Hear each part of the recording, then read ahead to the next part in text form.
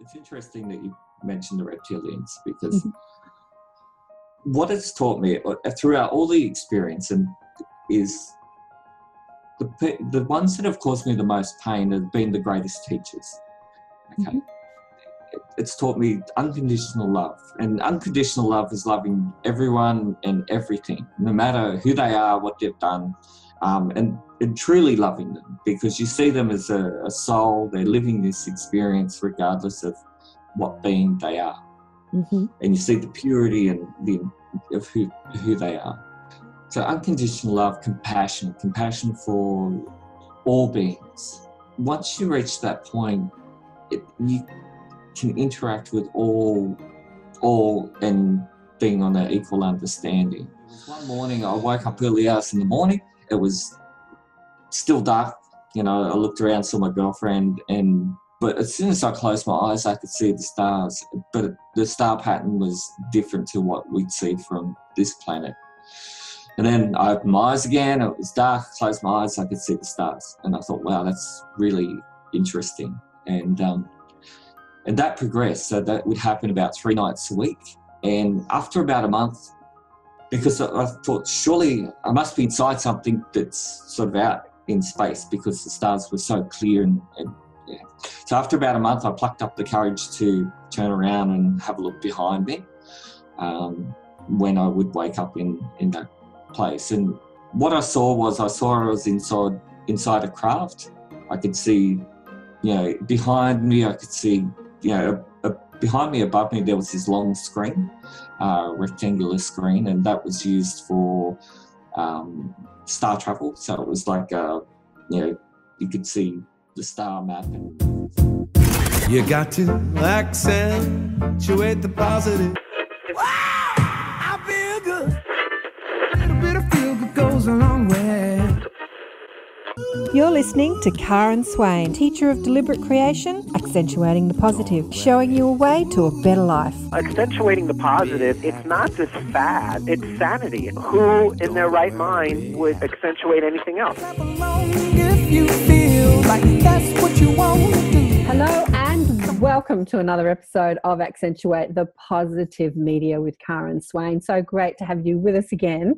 Today I have a fascinating fellow to chat with us about his journey. His name is Brad Thornton. He's a multi-dimensional starseed. Oh, look, we could come up with some names about who he is. He's a human. He's a soul having a human experience, as all of us are. But Brad has had some extraordinary experiences in his life that he really hasn't shared publicly with too many people, and we'll find out why. Welcome to the show, Brad. Thank you. It's really it's an honour to be here, and wow, what an interesting day it will be. Yes, it was hard to. I was looking at when you asked to do a bio, and I thought, well, wow, what do I put? Because there's so much, and I think you pretty much covered, everything. Well, I haven't actually read your bio. This is the bio that Brad sent, and he said that he is an ET contactee. And he's been involved in the MILAB programs from an early age, which has continued throughout his life from 2009, which would wake you up. What did you say? He would wake up in 2 locations at the same time. These experiences brought greater awareness of your multidimensional abilities and reality. And so, look, there's so much to discuss, because Brad is actually a friend of mine. And he's a member of our inner SANCTUM group.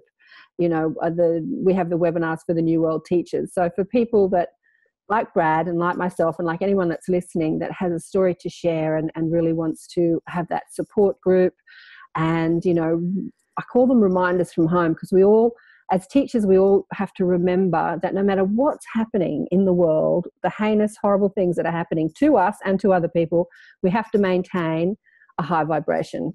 And that's not always easy. So these inner sanctum webinars are to remind us and to support us. And I teach, and I invite other people to come in and teach, and also everyone that's in the group teaches as well. It's not really a guru on a stage. It's about all of us supporting each other. Mm-hmm. So, but Brad hasn't really shared too much of his story with me. So I'm going to find out as much as you are today. But from an early age, you had experiences with the MILAB. So for people that don't understand what MILAB is, what is MILAB? Okay. I'm not sure who termed the name MILAB, but it's military abduction. And how it all started for me, and this is just what we're talking about is my experiences, and the purpose of discussing this is to help people. It's not anything other than that. Look, the first memory I had, and I didn't even, the interesting thing is, before the memories started to come back, I was not even aware of military abductions or MILAB, and it didn't even exist in my reality. But the first memory I have was when I was around the age of 7. I remember having this dream where I was at this. Well, what I saw was a schoolroom. It was timber on the outside. It was old, and this is in the 70s. It was old back then, so it would have been older than that. And I remembered being able to, and this is the weird part, but I remember being able to actually walk through the wall from the outside into the inside of the classroom, and being able to walk through the desk that was inside the classroom. And that's all I'd remembered at the age of 7.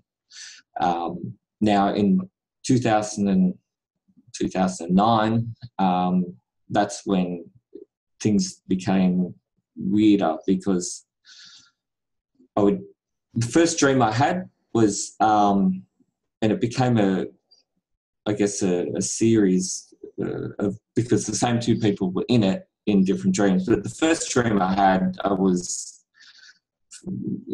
flying through the air and flew down to this building. The architecture of it, I've never seen on this. I haven't seen it. It was weird. It was kind of like it's hard to explain either. But flew down, and it was 2 stories. There was a top window, and I knew that if I went through, I would have set off some type of alarm. But I went in anyway, and I went through and had a look and got down to downstairs, and then I saw a row of looked like mortuary tables or something like that. They were stainless steel things. And by the time I got outside, I could hear a helicopter coming from a distance. And so I went down and hid in these bushes, and the helicopter landed. There was a private military force. They didn't have any patches on, but they were in camouflage. And there was 2 civilians that got out, and they were European in appearance, and they looked to be in their 20s, I guess, mid to late 20s. And even though I wasn't visible, but they put their hands up in front of them like this, and they just found me straight away. They went down, and that was the first. So let me ask you, you were in your astral body. You were flying, so you weren't in your physical body, you're in your astral form. I think so. You think so? Still not clear. They could perceive you, and they were in their physical form. Yes. Yes. And what happened when they put their hands up? Well, they found me, and then they walked down to me and got me, and then that was it. I woke up. But then there was another dream where there was a helicopter, and this is where it became weirder, because there was a scanning device on it, and this is what they told me, that they scanned DNA, and they told me that the DNA, once a child reaches the age of 7, it becomes, I guess, they can see it in this scanner thing, and they look for a specific frequency in the DNA that they know that they can use the children for specific programs, to do, and it's all to do with the enhanced abilities of humans. Right. So this started happening at 7. Where were you living at the time, Brad? Were you in Australia? Yeah, I was living out at Lake Macquarie. But at that age, I wasn't aware of of anything like that happening. It was only the memories that started to come back in 2009 throughout to 2010, but then I had another memory, and that was where I saw the whole school, and I remember trying to get away, and I can just describe it. It was snowing at the time, so I'm not sure where it was, but and there was a lot of other kids there. Mm-hmm. And I remembered them walking me up onto some sort of kind of like what you would see at school where they do the presentations, that sort of thing, but it was outside. And anyway, and they were showing the other children what they would become, and there was what I felt was this energy entered into my body, and then everything went black, and that's pretty much where that finished. As I said, it just got weird because I didn't understand what was happening at first. I had no reference to it, only from what they had told me through within the dreams, but the dreams are really just recurring memories of what had happened. So what happened in 2009 to start the memories happening? So you were just flipping along, leading a normal life until 2009. Were you investigating any of this? Were you reading spiritual books? Were you watching stuff on the internet?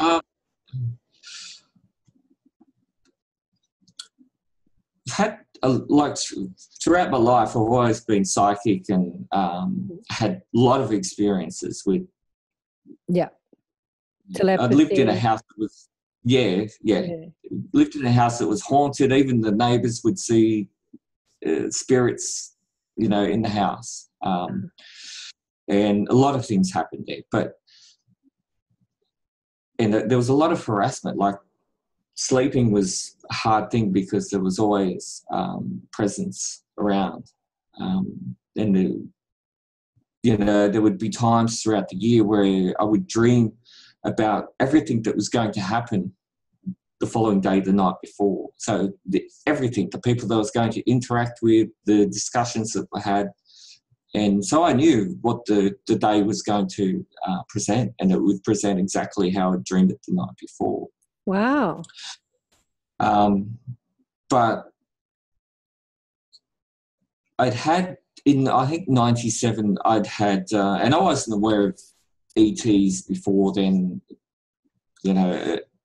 only that we were going to a family member's birthday party out near Orange at a place called Mumble, and there was a lot of people there. The house wasn't big enough, and so my brother and I, we slept in the back of his panel van, and there was windows all round, but there was curtains as well, and the curtains were closed. And it was about 9 o'clock at night. I went to sleep, and then I'm not sure how long it was after that, but I was asleep. The next second, I know I'm actually sitting upright, looking around in the back of the panel van. And the last thought I had was, I was looking at my brother, and I thought, oh, he's still asleep, and yet I'm awake, like wide awake. The next thing I know, and I thought, at the time, I thought I was just looking out the back of the window of the panel van. I could see the stars, I could see this red light sort of travelling through the stars, and I thought, wow, that's interesting. But then everything went black, and then next thing I know, I'm laying on this a table or something, and at the end of the table there was 3 small grey beings, and then everything went black, and then I'm inside this room that was bright, had bright lights, and then everything went black. I woke up the next morning. I thought, wow, that was. Well, the first thing I did, I looked at the back of the window, and I thought, no, I couldn't have been looking out the back of the window because the curtains were closed. And I thought, wow, that was an interesting dream, and I just left it at that. And then later on that day, my brother said to me, did you hear the neighbours making a noise around the panel van? He said, didn't you hear them, banging the panel van. I said, well, no, I didn't hear anything, but, maybe there was a correlation to what happened to me to what was causing the noise. So that was the first real, and even then I didn't really put much thought into it. I just thought, okay, well, that's what happened. So how old were you at the time? When did you say that was? In the 90s? 97. So I was around. So you were young. 26, I think. Yeah. So around 2009, I was sort of looking more into the trying to find out who I was, I guess, following that whole spiritual path. I've read a lot of Dorian Virtue and that sort of thing. But then, and I can't remember if it correlated, but there was one morning I woke up early hours in the morning. It was still dark. I looked around, saw my girlfriend, but as soon as I closed my eyes, I could see the stars. But the star pattern was different to what we'd see from this planet. And then I opened my eyes again. It was dark. Closed my eyes. I could see the stars. And I thought, wow, that's really interesting. And that progressed. So that would happen about 3 nights a week. And after about a month, because I thought, surely I must be inside something that's sort of out in space, because the stars were so clear. So after about a month, I plucked up the courage to turn around and have a look behind me when I would wake up in that place. And what I saw was I was inside a craft. I could see, behind me, I could see, behind me, above me, there was this long screen, rectangular screen, and that was used for star travel. So it was like, you could see the star map and you could set waypoints and that sort of thing. And below the window that I could see out of was 2 monitor screens that would monitor the craft. So you could, pretty much just ask for the report, and the technology that was there could immediately bring up anything that you needed to know about the craft.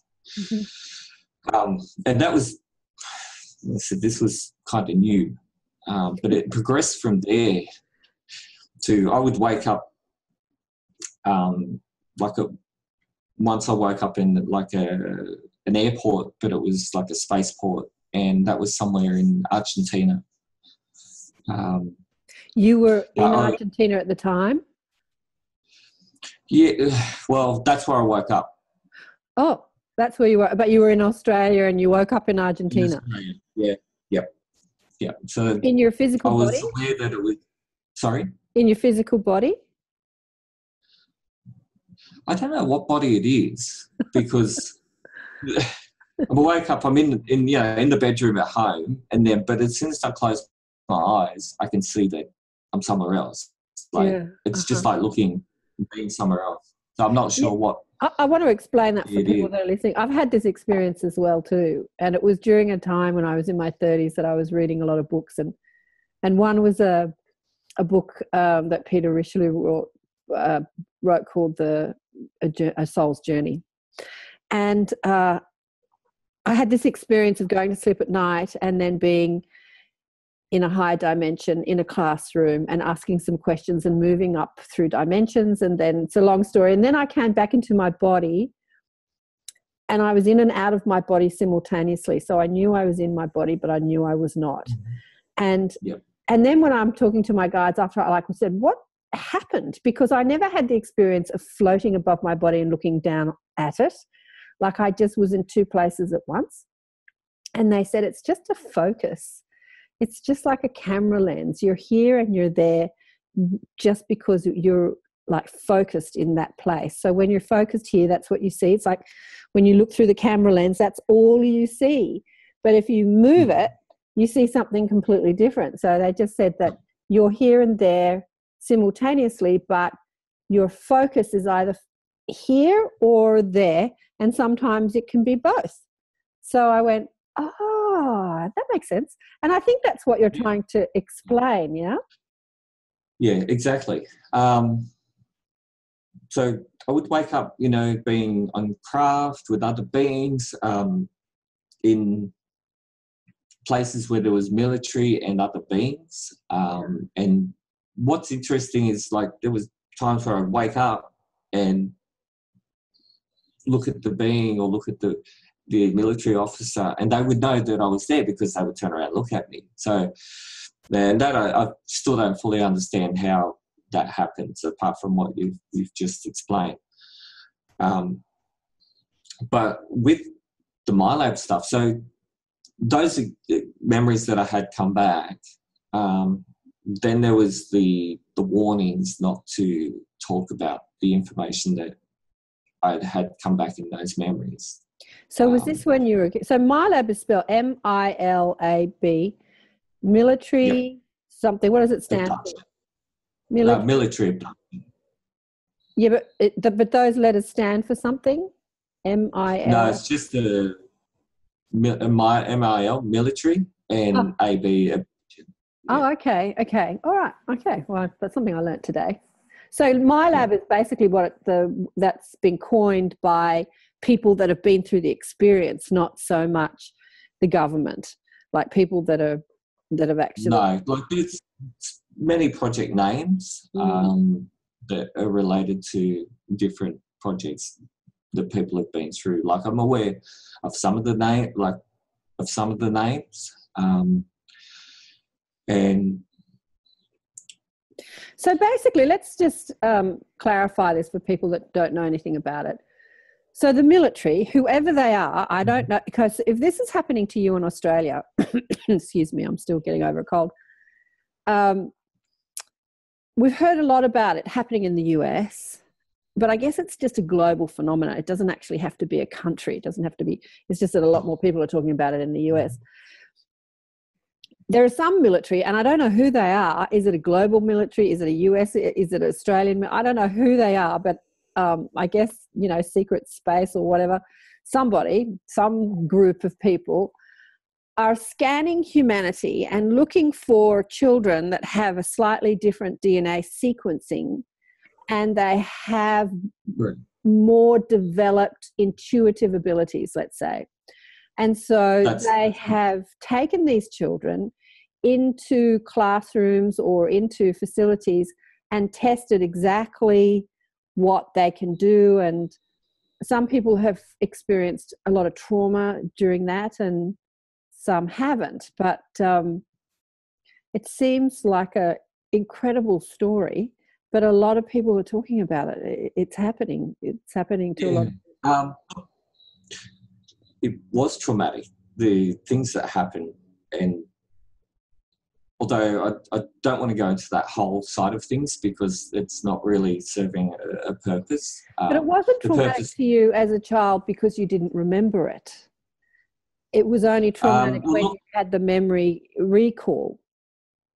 No, looking back, the things that happened to me throughout my childhood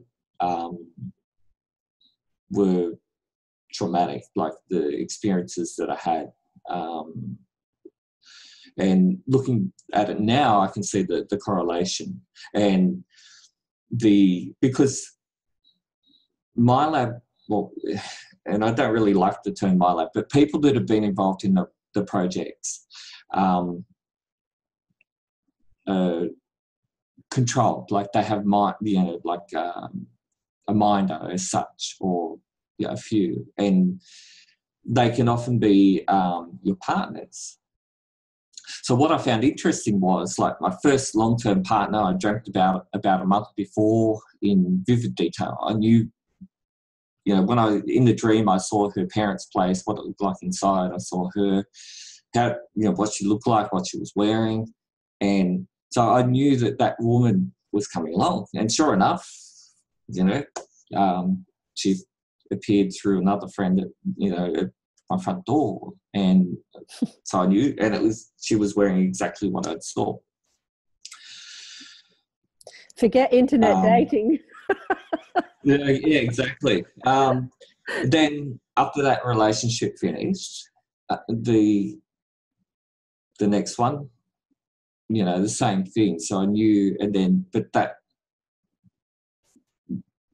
there was all a level of control within those people. And then after that relationship, and that's like periods of years, so years went past, like 7 years, 8 years each relationship. And then about 2 weeks before I left my ex-wife, I had this dream where I knew that the next one coming along was she worked in like a chemistry type field, and I knew I was going to meet her through a friend of mine, and I knew what she would look like. And so I told my friend, I said, look, it hasn't happened yet, but I'm telling you now, so when it does happen, you know that I've already told you. And I said, look, this is the person I'm going to meet. This is what she looks like. I'm going to meet her through you. And sure enough, that's how it happened.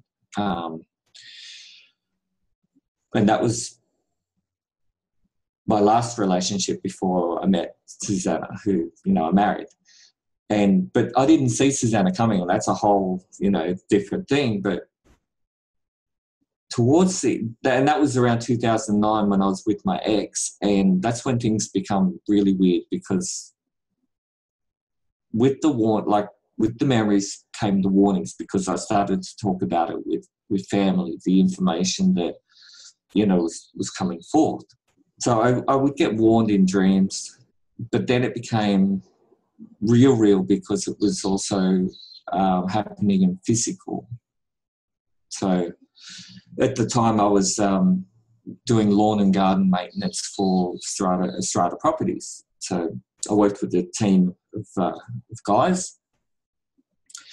And one of the properties that we went to, all the guys got out of the work truck, and they had their lawnmowers and other gardening tools and that. So it was quite obvious that what we were doing there, except this lady walked up to me, and she spoke very, very quickly about many different things at the one time. And now, from what I understand, it's a form of hypnotic technique. Like it's kind of like to put you off center. And she claimed to be a resident there, and she was just coming to see, who we were and what we were doing. And I thought, well, it's quite obvious what we're doing. And, I used to wear this photo ID, and she grabbed hold of it and near ripped it off my shirt to have a good look at who I was. And and all the time I knew that she wasn't who she was saying she was. I knew that she wasn't a resident. Anyway, so I let her walk off. I explained who I was. I let her walk off, and then I followed her. And sure enough, she walked across the road, got in her car and drove off. And she wasn't even parked in the resident parking. The other experience I had was after I had a warning from this guy in this dream. Probably a month or 2 months later, this guy actually showed up at a different location, and like the lawnmower had run out of fuel, so I went back out the front to refuel it, and bent down, put the petrol in the lawnmower, and as I bent back up, this guy's in front of me. And without even thinking, the words that come out of my mouth was, "I know you." And that's how the conversation started. And it's like, because I was interacting with a lot of people at the time, but there's this inner feeling that I had with this guy was, red flags were going off. But what I noticed, he had tattoo around his right wrist of alien symbols, and I've never seen anyone with alien symbols tattooed on them. And the tattoo was it looked new, so it didn't look old. And because he asked me my name, and he did the same thing as this other lady, grabbed hold of my ID and near ripped it off my shirt to have a look. And then he said, his name was Julio, and he told me he was from Gosford, he was going up to Newcastle, and but after a conversation of about 5, and I knew he wasn't who was saying what he was, but I couldn't really get into detail because I had other workmates around, and I didn't really want to sound, weird.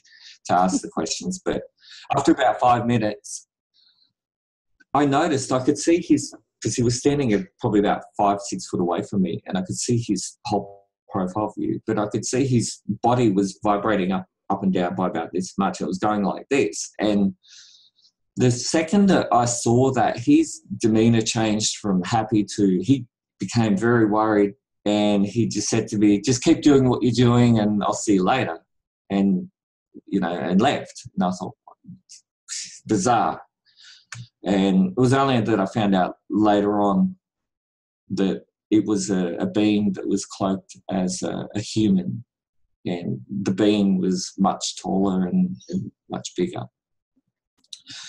So that was creating that was putting the realism into the memories that I'd had. And because in 2010 there was a lot of warnings, and there was attempts to get rid of me. And there was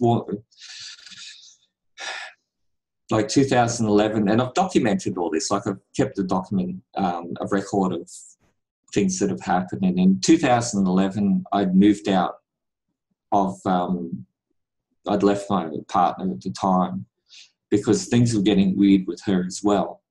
So what I noticed was that before I moved out, if I'd mentioned certain keywords to her, she would go into like a pre-recorded thing. So she would say, Spiel. And I noticed that it was the same, response was the same words each time. But she was also saying other things as well, and I knew it wasn't her because she'd never said it before.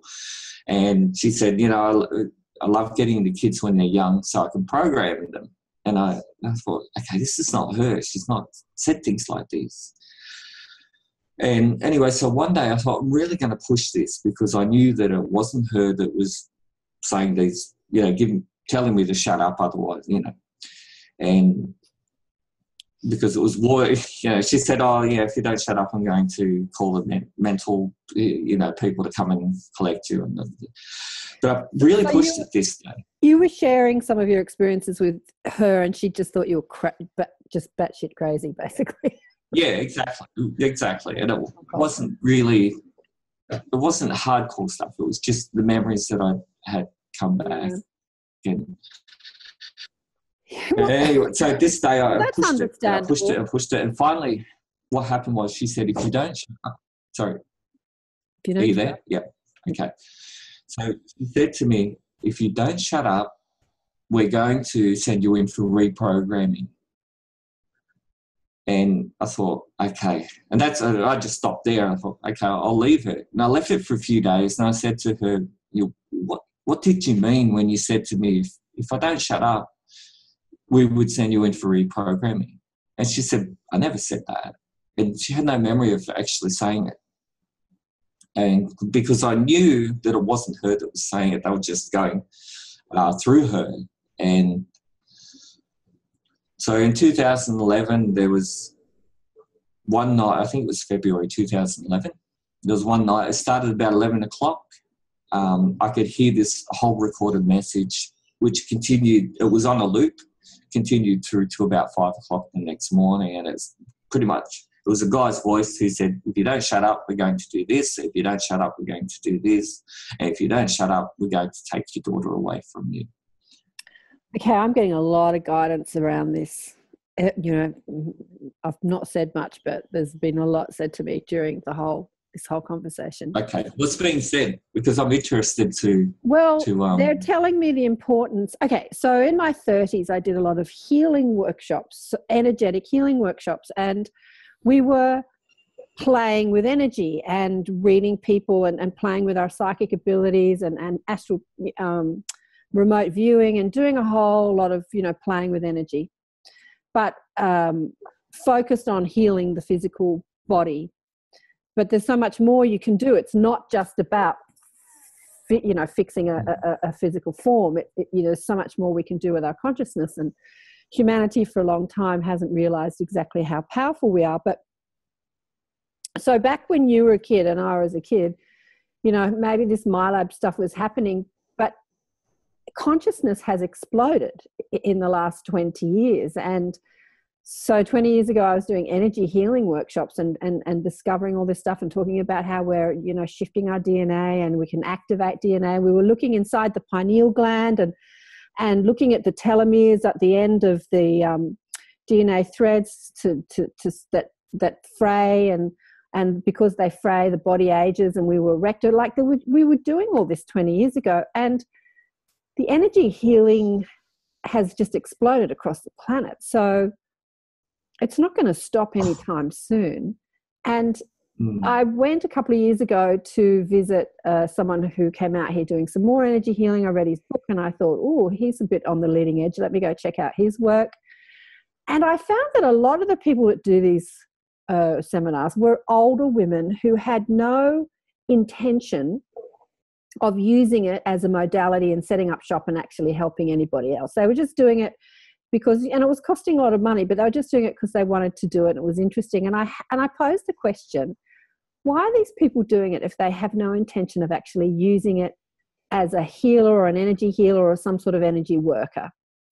And I got the answer because the more people who awaken to their reality of their multidimensional self and their infinite possibility, the more, critical mass, the more it awakens in the minds of humanity. And so just holding the knowledge is enough. Just having the memories is enough of who we are as infinite beings. And, it doesn't really matter how many MILAB people out there are trying to stop people from exploring this and talking about it. They're just beating a dead horse. That's just not going to happen because it's just exploded across the planet. And energy healing workshops are happening on every corner now. So there's no stopping it. There's no shutting people up anymore. It's just not going to be stopped because humanity is awakening and we're remembering. So the message I got, they said that's why it's important to gather in physical groups and to be together physically, not just on the internet, but physically. Because I've actually asked that question recently because I do all my groups on the internet and they've been hounding me to start some physical groups. And I've been saying, yeah, I'll do it. But they were saying that's why it's so important. There's something about being together physically and holding a different frequency that is beneficial and powerful. Christ said, when two or more gather in my name, and the energy is exponential. So whoever it is that's out there that's trying to shut you down or shut anyone down that's talking about this stuff, it's not going to happen. There's no shutting it down. It's just no. But what I'd like to say is I learnt from all the experiences that I had with that. I've learnt so much. I've learnt that humans are powerful beings, and no matter what happened within those projects or programs, those programs are not more powerful than who humans are. So the things that had happened, it made me realise that, I didn't have to actually play that game. And there was memories that I'd had of not playing that game, like trying to get away and doing certain things to the people that were in the program, the leaders. So you said that you've had some regression sessions because you had memory and then you sort of had a beginning memory and then an end memory and you needed to fill out what was in this, in between those two memories. Yeah. Do you... one of the memories... Yeah. Sorry. Yeah, one of the memories I'd had was I was being driven to somewhere, it was a bush location, there was lots of gum trees. The car that I was in was a Ford XF Ford. It was a maroon colour, which I think is an anniversary colour, so it was around the 1987 model. I was driven past the entrance to an underground facility, and then up to the right and around a little bit, which was a parking area. And then I was walked back down by this gentleman and another gentleman, an older gentleman, probably around 50s in a military uniform, drove out in a Toyota Land Cruiser that was around the same year model that was the Ford. It was white. I got into the Land Cruiser with this gentleman, and we drove into the tunnel leading into the underground facility. So I remembered, what it looked like, what was on the side of the wall of the tunnel, and being driven in, and then it opened up like it was a big dome, facility, like it was massive, and there was like other cars and trucks and that parked in there. And I remember seeing like an entrance to, which looked like a guards type building, and that was it. And then I remembered being driven back out and no memory of what was in the middle. And that seemed to be the theme with most of the memories that I had come back with things that I did through those programs. And so I thought, okay, I need to find someone I can trust so that could do the hypnotic regression. And it just so happened that a friend of mine had recently started doing the hypnotherapy. And so I thought, well, we'll give that a go. And, I said to him, look, this is going to sound really weird, but we'll just go with it and see what comes out. So, and he recorded it all. So I've got a recording of that. So I remembered through the hypnotic regression what happened when I went to that underground facility. And I've been there on more than one occasion. So one time at the night and one time of the day that I remember. So what happened, Brad? Okay. I won't go into a whole lot of detail, but I was pretty much walked down. There was a whole row of like offices, and I went into a room, and there was another gentleman there that was high-ranking military, and it seemed to be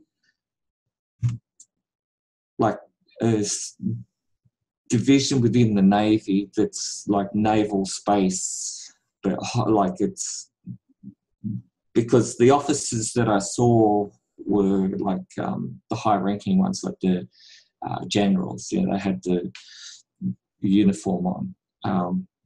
And so there was discussion there, and then I was sent through to another part, and that program was somehow space related.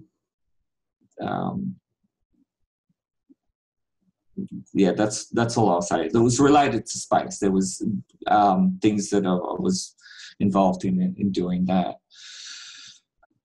But there was another time, and it started as. Sorry, ask the question.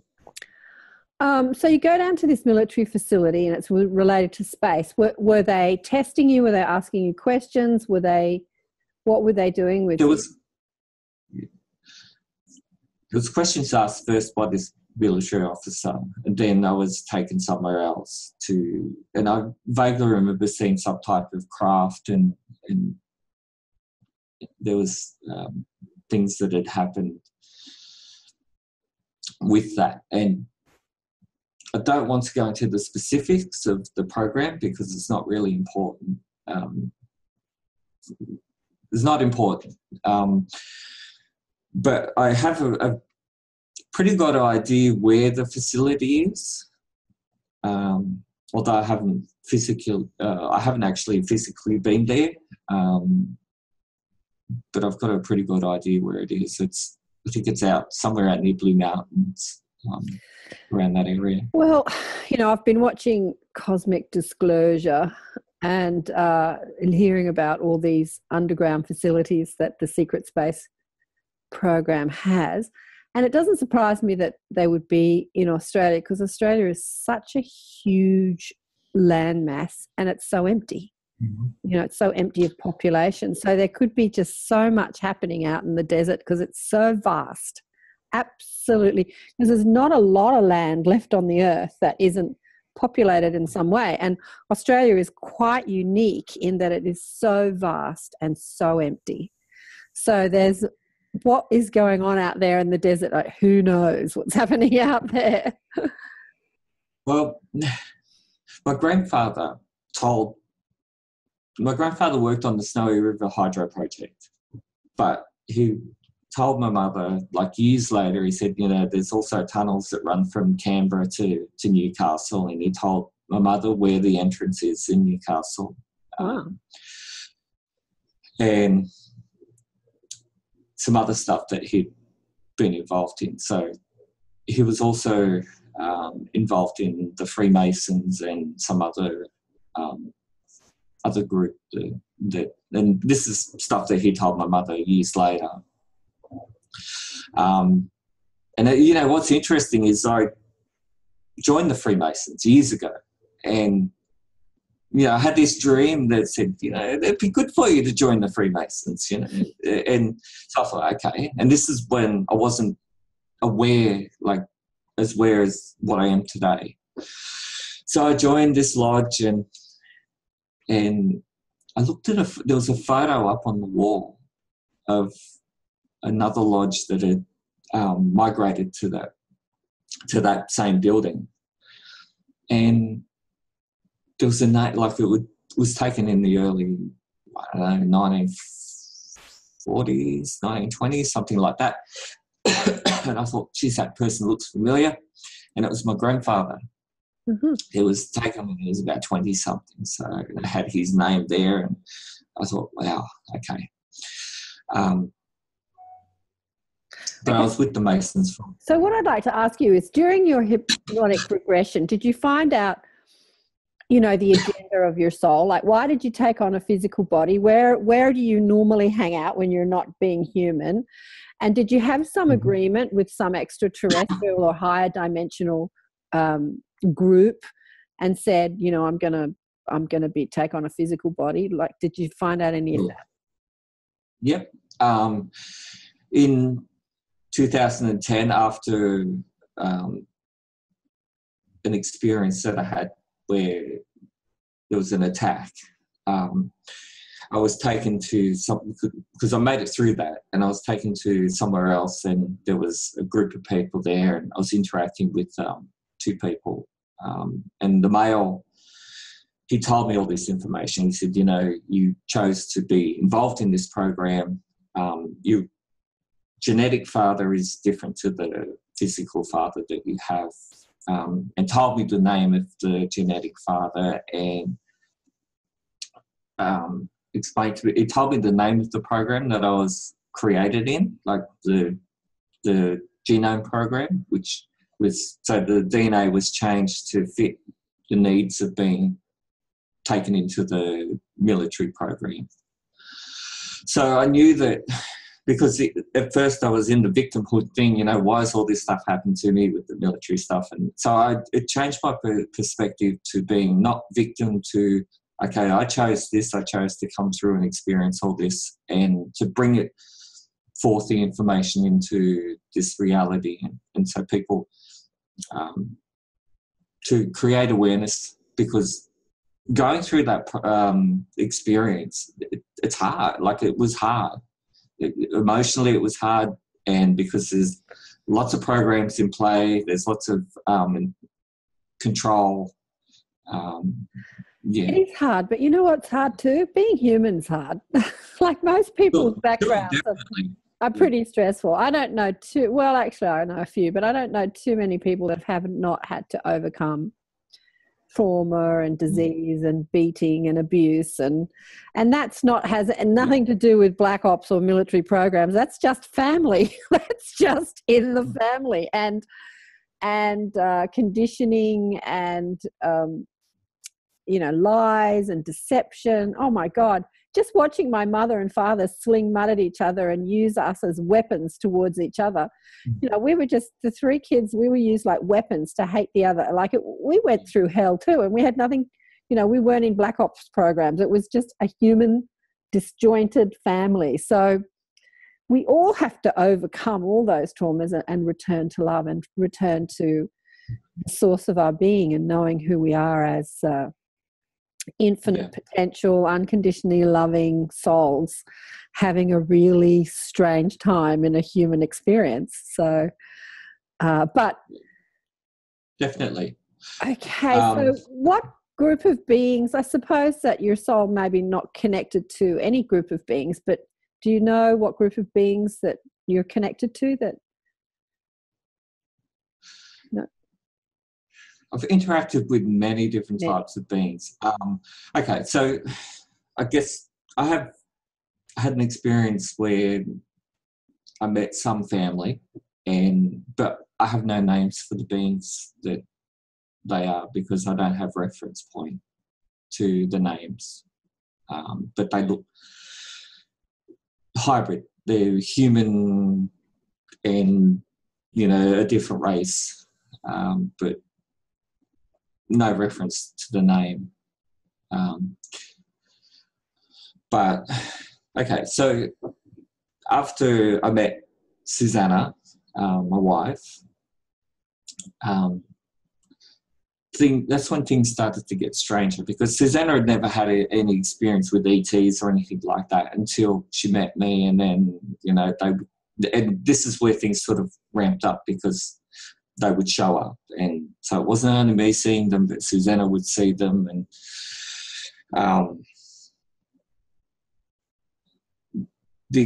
but also the increase in the military side of things increased as well. So there was harassment that could happen just about every night.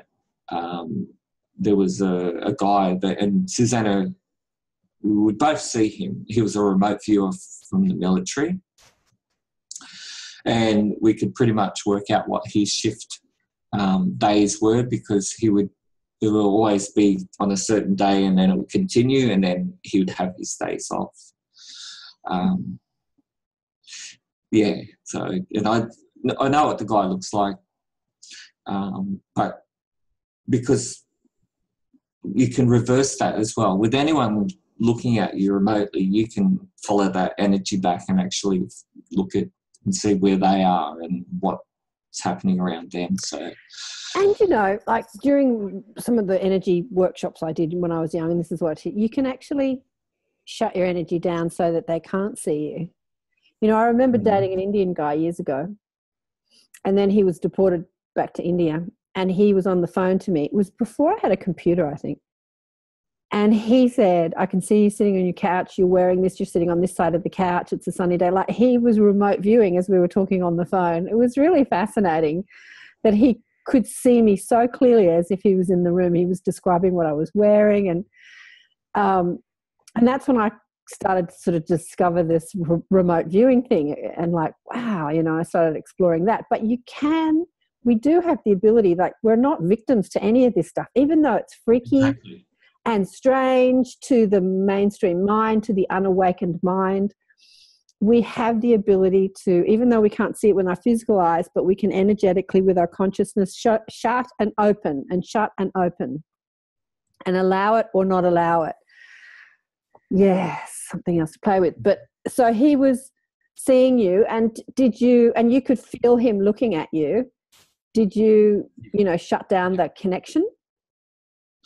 Not at that stage because there was a whole lot of other things playing out as well. A whole lot of other things. I eventually found someone that could help me, and what she saw and what was removed was there was a lot of stuff, and that was connected to. And it's interesting because once those things were removed, things changed, and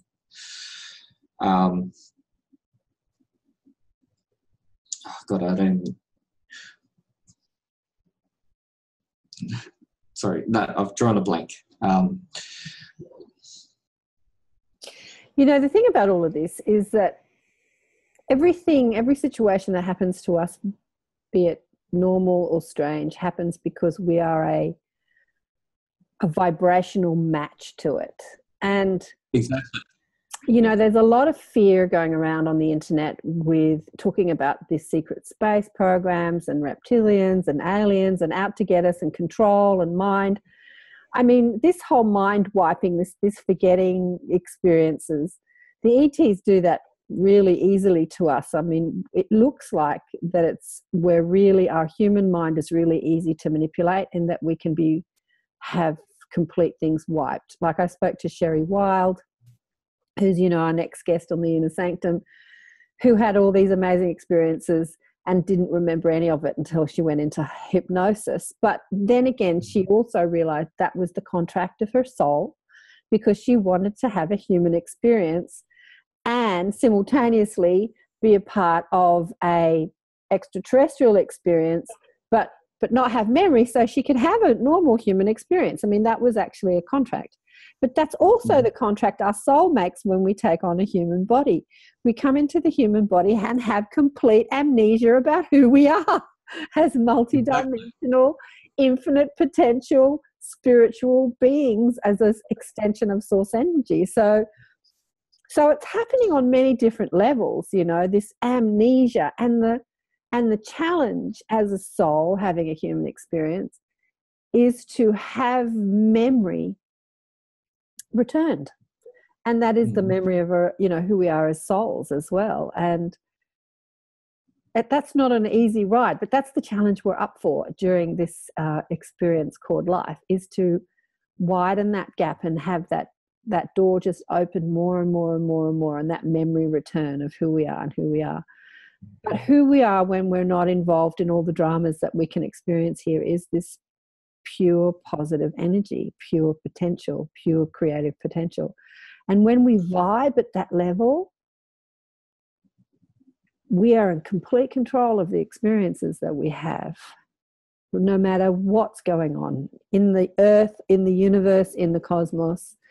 So the challenge here is to keep our energy high. It's to keep loving, not judging, to love all of it, you know, the reptilians, the Draco, just to love all of it, to see it all as the play and the dance of the cosmos.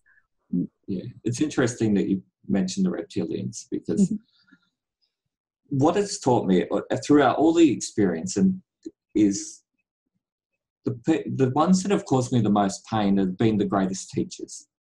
Okay.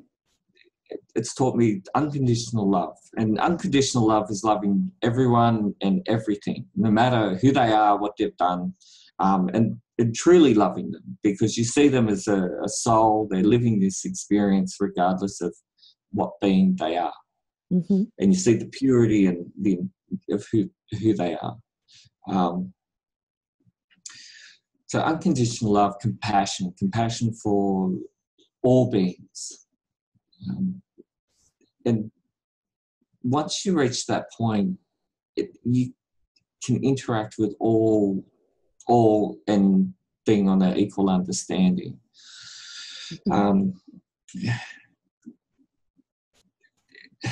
Because everyone has different stories playing out, and they may not be nice to you, but that's their stories. And I guess I've reached the point where you can see what's happening. You can see the stories playing out with the person, and so you don't buy into it, but you give them love and compassion. But I guess what I've learned from it all is those experiences don't define who I am. They're only part of who I am.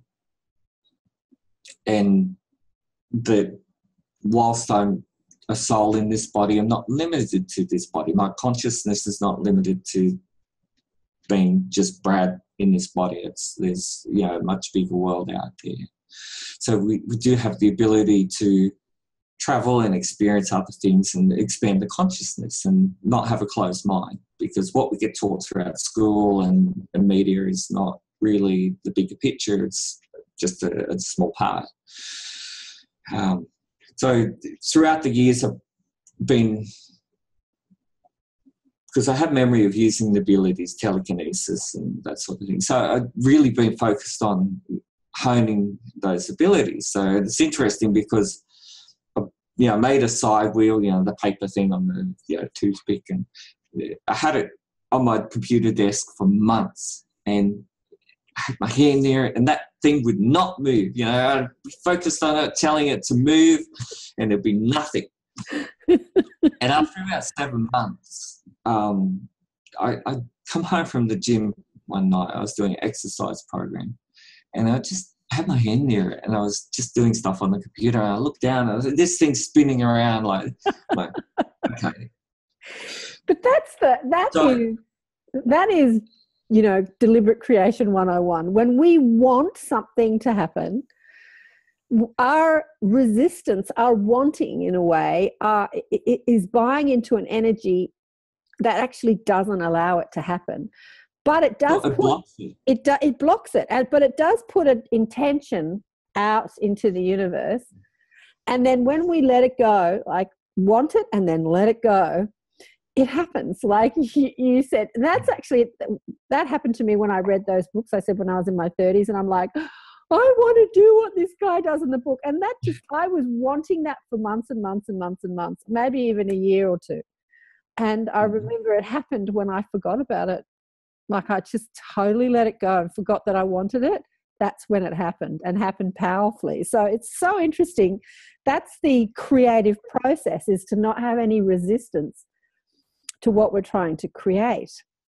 Just knowing it is a part of your normal. And, we have these conversations talking about aliens and MILABs and secret space programs and all this sort of paranormal stuff, ghosts and spirits and yada, yada, yada.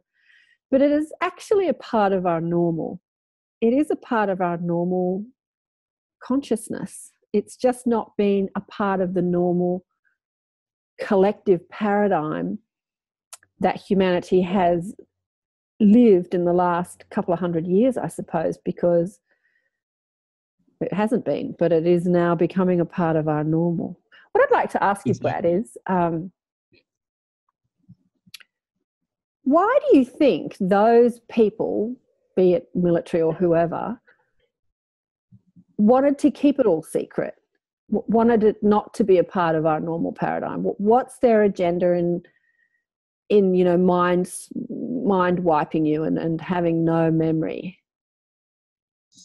They're obviously taking kids like you, and I don't know if they're still doing it now, but they did like 20 or 30 or 40 years ago, and experimenting with your intuitive and telepathic and psychic abilities, and exploring that, but not really showing that to humanity, just all secret in their own little world. Why do you think they do that? That is a good question. The feeling that I have is that it came from the after World War II finished, there was the Germans that come over and Project Paperclip to the US, and I think that the Germans were doing that sort of thing before, and they brought that over. Because the Europeans that I saw, they looked to be either Austrian, like around that area. As to why they were doing it, I think there's a lot of gains they were working, because they were enhancing the abilities that were in the DNA, so they were really focusing that energy. And there was a connection with other beings. So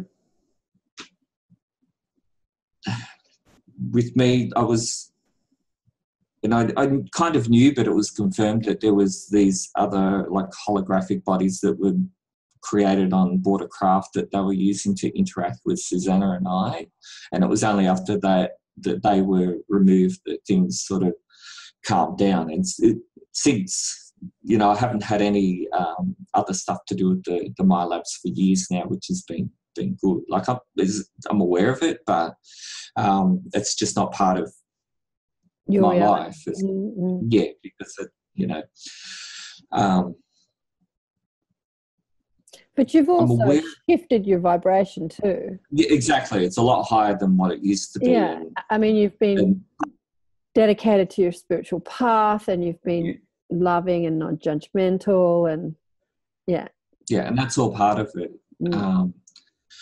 So I can only speak of the programs that I was aware of, like the different things that I did, and that was, some of it I can't talk about because it's just, but other things like like I remember being in France, and there was words that I remembered that I had no memory of before, and I actually went through and checked using Google, and sure enough, but I think a lot of fear as well, because there are those that know the true potential of humans, and if humans, like if people understand that through thought you can create your reality, through focused thought you can create a lot of good, because it's all thought. It's all thought. Yeah. Yeah. I know. I'm having a conversation with Marina. Her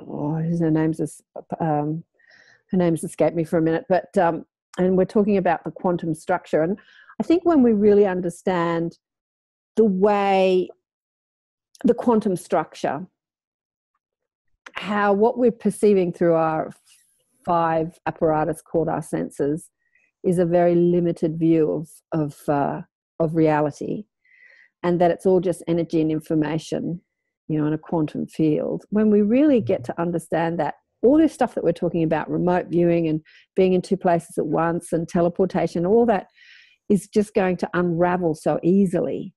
There's such an unraveling of all this. There's such an exciting future out there for what we can do and how we can play with, we talk about creating our own reality from a human perspective. Most people think, oh, good, I'm going to create money and a new car and a nice house and a holiday. We think about, but what else can we create? We can create time travel, and we can create teleportation, and we can clean up the pollution in a nanosecond. There is so much to create with our focused consciousness. There's just so much to create. It's not just about a new car and a nice house, but we can create all that too. And the human potential is exponential. Yeah. And it's interesting that you brought up time travel, and I'll discuss how I got to that point. So like one night I had this dream where I was taken to an underground facility in Sydney. It was one of the big high-rise buildings. Walked through, was met by a female officer. Susanna was there as well. And we went down in this lift. And I remember Susanna saying, well, why don't you stop the lift with your mind then? And was joking about it. Said that to you? Yeah. So the lift stopped. It went down about 8 floors from the lights that I saw as it was going down each floor. And it opened up into like an operational centre that was 2 levels, and the top level had a staircase that sort of went straight down into the bottom level. And I was asking her, look, and this is at the time where I wasn't fully aware of what was happening, and I said to her, look, what's going on? She said, well, you need to speak to the general, right? So we walked down the stairs, and on the right I was met by the general, and Susanna and this female officer walked off to the left. And I said to him, look, I want to know what's going on. And he said to me, well, isn't it enough? And I wasn't married at the time. He said, but isn't it enough that we're allowing you to marry? And he mentioned a different name. He called Susanna by a different name.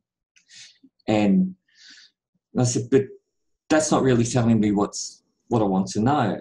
And we walked off around to the right and around the corner and down a bit, and he opened up a manila folder, and there was a photo of a person, and there was all this information, and that was the person that I was meant to go visit.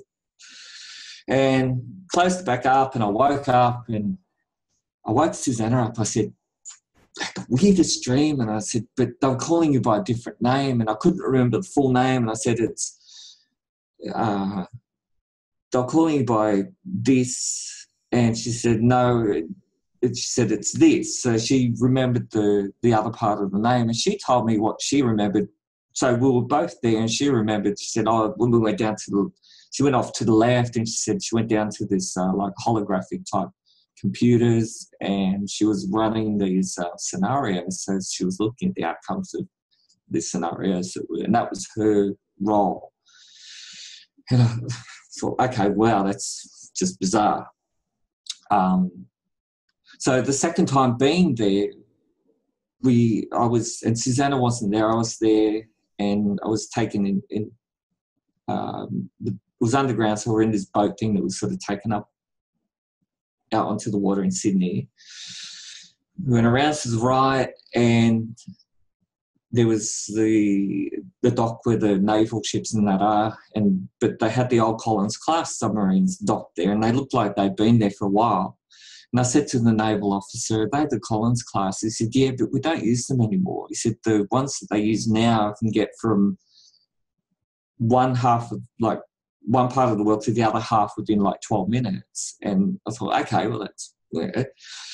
And I didn't realise at the time. I'm a bit confused. What are you looking at? You're looking at columns of what? Columns of Collins class submarines. Oh, submarines. You're looking at submarines, right? And he's saying that the new submarines, submarines they're using, they can get from one half of the world to the other in how long? About 12 minutes. 12 minutes. Okay. Fast. And I thought, okay. So I didn't realise that we were in it was like a parallel Earth, because we got up out of the boat and Sydney looked a little bit different, but there was what I noticed was there was no pollution, there was no vehicles, like there was no cars or trucks. Really. The air was so clean. Buildings looked a little bit different, and there was these tour guides. So they had these tour guides that had these little handheld devices, and the device could bring up information about any building within the city, and they could teleport the groups that they had to,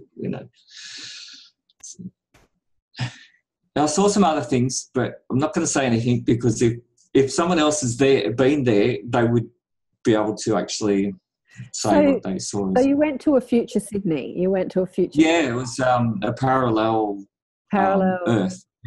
Yeah. But was it the same year you were currently in, or was it in the future? Like, was it, 2050 or something? Well, I saw someone that I knew there. Mm-hmm. Like I saw my daughter there, but she was about 24 at that time. Okay.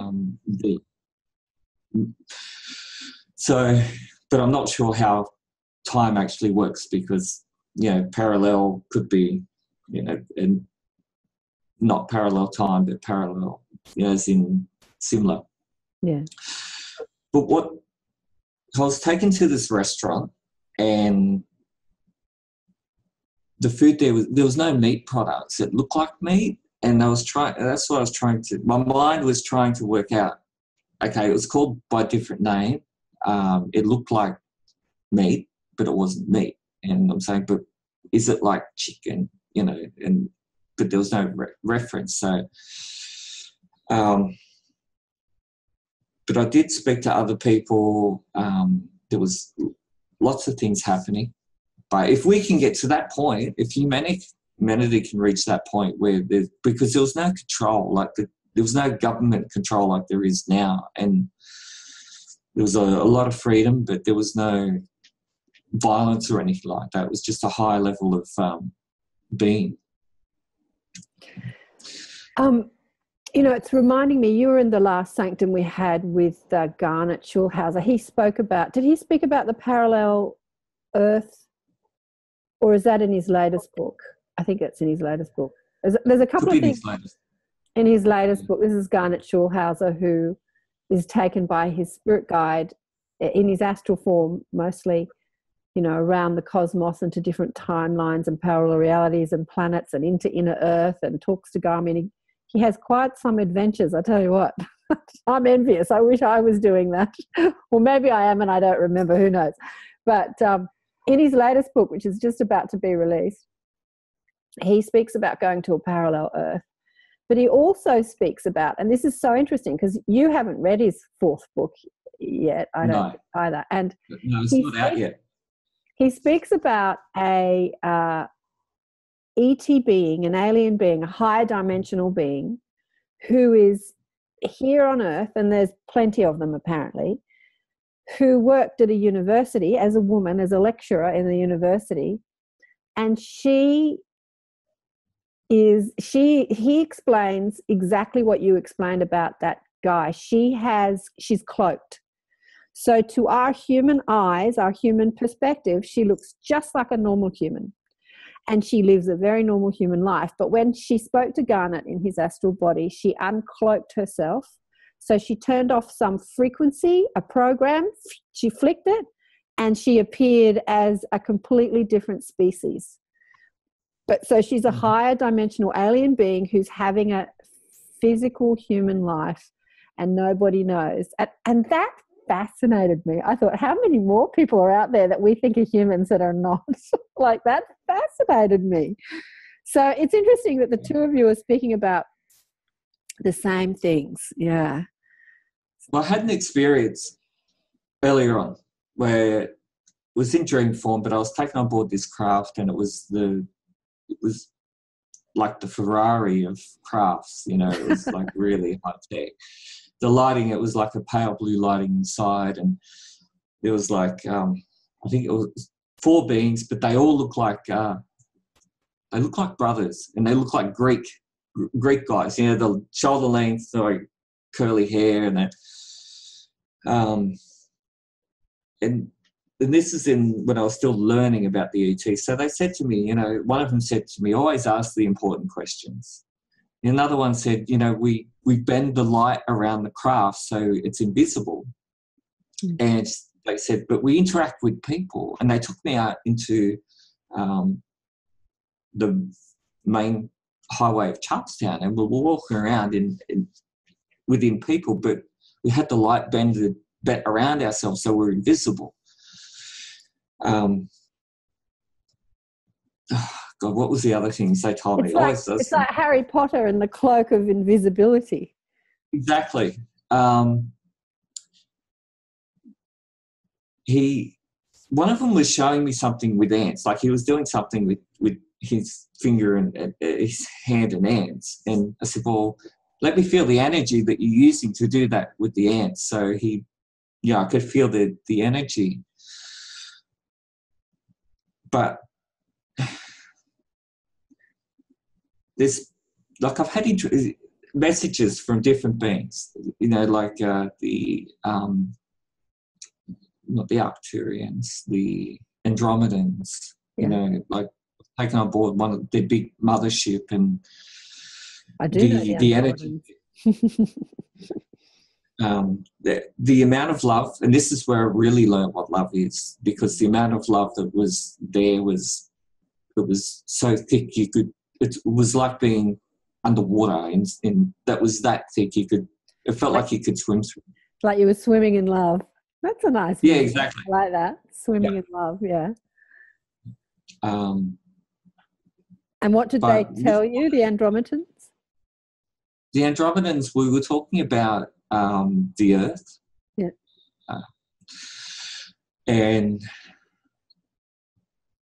But I don't remember a whole lot of that conversation, only that we were discussing about the planet. But, you know, I've been, like, they've told me about the planet, the pollution, and how, you know, like, there is technology that can clean it up. There's technology available that can change the way that we live, especially with the energy devices and that sort of thing. So I just hope that we get to that point. I know we will. Eventually we will, because... Well, what do you think would stop us getting to that point? Like, I was thinking about this morning as I was setting up, actually. It's funny how you have thoughts run through your mind. I was thinking about crimes to humanity. So if what's being discussed on secret, on cosmic disclosure is true, and there is this incredible technology out there for instant healing and instant cleaning up of pollution and instant, you could, like, he talks about having machines that replicators that you can, like in sci-fi movies, that you can press a button and food is replicated from out of the, you know, from the energy. It's just the molecules are replicated into food. And so we could feed all the starving people in the world, and illness can be cured. And if that technology exists within a government structure and not in some parallel universe, a future universe, but actually exists here and now, it is a crime to humanity that we're not using it.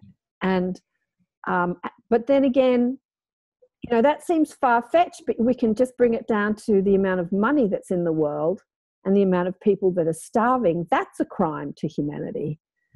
And so what do you think it's going to take for this unity consciousness to really spread across our planet, where we stop suffering? I mean, what do you think it'll take? Well, okay. I'm aware that there is people there are groups that are slowly working on the technology side of things, and they've tried to implement it at a government level, which hasn't worked. So then now it's going to be implemented at a ground level. But look, I'll run a scenario by you. Let's just say that someone had contacted someone high up within the oil energy sector, and they'd said, look, well, we've got this technology, and this is just a hypothetical, we've got this technology, it can change, the planet. And let's just say the response may have been, well, we've already got that technology, but we don't have to use it yet. And, as I said, it's just hypothetical. So that's where I think it's going to be up to the people. But I've seen technology, that energy devices that could be implemented at a home level that could eliminate your bill, and they're not expensive, they don't require a lot of stuff. Like the known stuff is the cash stuff, but there's other technology, that resonant type technology that has no moving parts, it just works off the energy field. But I think we've reached a point where that's becoming more known now, where in the past inventors of that technology would be either bought out or, not sort of had much of a life after that. But we do need to we need to get to that point where, and that's why when I was shown, because obviously I've been shown that parallel Sydney for a reason. It's not just about, I found that within my life, I get shown different things for reasons, and the information that's being brought forward is for reasons because my goal is to help humanity. Because I'm aware of that as well, because of one experience that I had and the reason for coming back. But I think it's up to the individuals to want to have that change, because it's being aware of what's possible and then wanting to do that, and it's part of the thought as well. Yeah, exactly. The whole point of this show and having this conversation with you and seeing, and discussing what's possible is to bring it into our awareness. And just like my guides, when they told me about focus, when we focus on what's possible, we bring it into reality. Because what we're being presented through our news media is like all the probabilities of what's going wrong and how we're killing the planet and how we're killing each other, and it's all bad news, right? And so not many solutions are presented to us, and it is our focus that is the most powerful part of us. So when we can grasp onto a concept and focus our energy, our mind, our thoughts in that direction, we use our power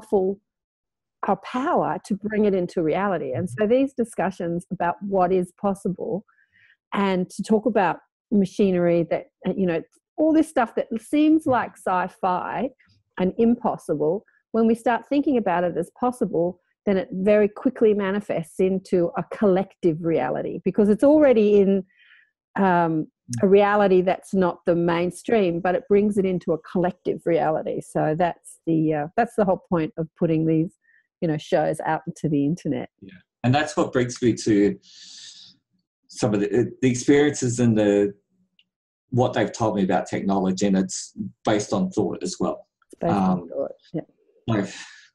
I had an experience years ago. I was working at the old Wanchee Power Station, which has been closed down since the 70s. I worked in security for about 8 years, and I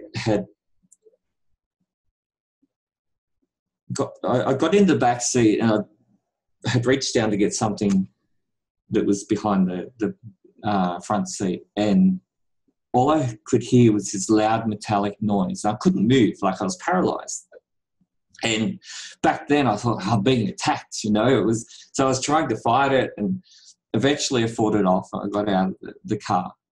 But then in 2011, I was laying down, and I heard the same noise, except I was being transported to somewhere else, and there was these beings there, and they said, look, don't fight it, just relax, it's okay. And that's where they told me all this information about DNA and the different DNA families that exist on the planet. But then there was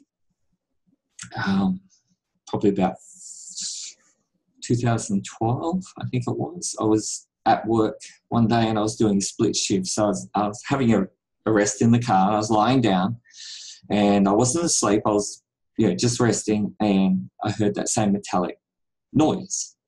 And the same thing, they said, just relax. And so, but they told me what it was. It's the technology that they use. It's a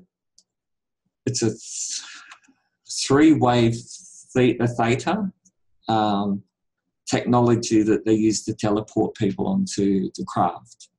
And essentially what it is, it's thought that's been amplified to a point where it interacts with matter. Mm-hmm. Well, thought does interact with matter. I mean, thought does interact with matter. It does. But it's amplified that much that it's instantaneous. That it's instant, because we're inside this third dimensional paradigm. We are inside a buffer of time. So we don't see thought manifesting instantly. Exactly. That's right. And we don't see the correlation between what we're thinking and what's happening to us, and therefore we play a victim to outside events, because we don't realize that we've actually brought that into our life by virtue of what we've been thinking and how we've been feeling, the focus, what we've been focused on. That's why people don't understand that being upset, complaining, judging people, it brings all that same frequency back into your life, the law of attraction. It's a classic law of attraction. So the extraterrestrial, high dimensional or interdimensional beings understand this so well, and they're outside a different time zone. So there's not such a buffer of time, and that they just use that frequency to, manifest instantly, even inside our third dimensional, even inside our buffer of time, because they can do things like, like you're talking about, teleport bodies and walk through walls, and they've seemed to have got it sorted out. But we're going to have to wrap it up now. Is there anything else that you'd like to, a message you'd like to share with people before we close? Well, there's still so much. What we've discussed is only a small part. Yeah. But look, the message is, regardless of what happens in your life, don't let it define who you are, because who you are is so much greater than the experiences that you've had. Practice unconditional love, compassion, and thankfulness with everyone, regardless of what's happening, because that's the way to move forward within yourself, and raise your vibration. Everything's frequency. Everything's frequency. That's it. Really, that's it. And what you think you create. And the same with the experiences I've had with the ETs. If I focus on a particular being or whatever, that they show up. They do show up. Physically, they show up. And sometimes it scares the crap out of me because I'm not expecting it. But because you're still driving a human mind and ego. Exactly. Like, I read this book by an author who is well known for contact with different beings. So I thought, well, okay, I haven't met these beings before, so I would like to meet them. And telepathically I said, look, if you're going to show up, wake me up gently. Don't just wake me up. And, but sure enough, like I get woken up and this being standing at the bottom of the bed and I'm in panic mode and like I just close my eyes and, but Susanna knew as well that it was there, and I've actually seen that being since physically in another location. But the best thing is just really unconditional love is the biggest thing. Yeah. Brad, thank you so much for chatting with us. Thank you so much. Thanks, darling. Blessings to you. Thanks. And you haven't got a website or a book to promote or anything, but maybe... No, not yet. As I said, I've documented all that. Yeah, a work in progress. Yeah. But if people want to contact you, how can they find you? Look via Facebook. Look for Brad Thornton on Facebook. I'm friends with Mary Rodwell and if people want to email Brad, just contact me through my channel and I'll send you Brad's email address. Thanks, honey one. Yeah. Thank you. You're welcome. Bye for now. Bye. And remember, if you'd like to join us in the Inner Sanctum, if you're a New World teacher or if you're somebody that has extraordinary circumstances that you'd like to share with the world, contact me and become a part of our little tribe in the Inner Sanctum. Thanks for listening to another show accentuating the positive. Bye for now. Thanks so much for joining us for another enlightened conversation on Accentuate the Positive. If you would like spiritual guidance from my guides, Blissful Beings, go to KarenSwain.com for a reading or to listen to more enlightened thought leaders share their wisdom. Go to the listen page on KarenSwain.com and choose who you want to listen to. All the podcasts are also available on iTunes. Remember to check us out on Facebook, Twitter, Instagram, Pinterest, you name it, we're there. Until next time, bye for now. If you feel like that's what you want to do,